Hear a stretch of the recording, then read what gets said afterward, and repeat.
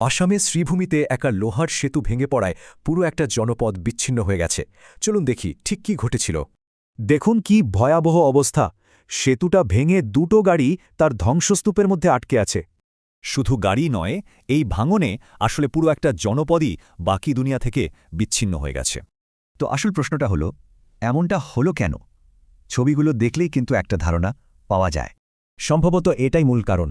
একটা overloaded truck দুর্বল সেতুটা পার হতে গিয়েই এই অবস্থা। ধারণা করা হচ্ছে ট্রাকটার প্রচণ্ড ওজন সেতুর কাঠামোটা আর নিতে পারেনি। আর দেখুন দুর্ঘটনার ভয়াবহতা কতটা।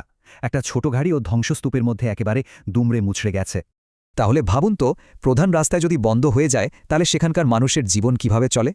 এর ফল ছিল মারাত্মক আর তাৎক্ষণিক। এলাকার পুরো যোগাযোগ ব্যবস্থাটাই এক মুহূর্তে ভেঙে পড়ল। স্থানীয়দের সামনে এখন দুটো কঠিন পথ, হয় ঝুঁকি নিয়ে ভাঙা সেতুর উপর দিয়ে পারাপার, না হলে অন্য উপায় খোঁজা। তো সমাধানের পথ হিসাবে মানুষ এখন নদীর উপরই ভরসা করছে। এটাই এখন ওখানকার নতুন বাস্তব। নদী পার হওয়ার একমাত্র ভরসা এই ছোট ভিড়ে ঠাসা নৌকা। নদীর ঘোলা জলে নৌকা চলছে কেবল একটা লম্বা বাঁশের লগির সাহায্যে। ভাবা যায়? এই ঘটনাটা আমাদের একটা গভীর প্রশ্নের মুখে দাঁড় করিয়ে দেয়। এই জনপদের ভবিষ্যৎ কি?